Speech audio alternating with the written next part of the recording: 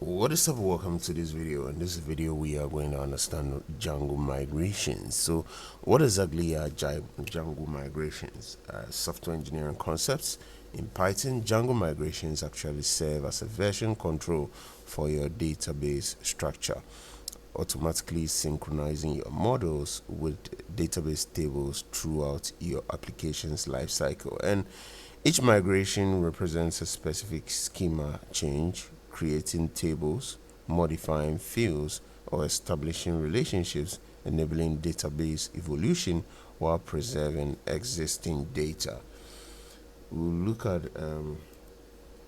how it actually works in under 2 minutes.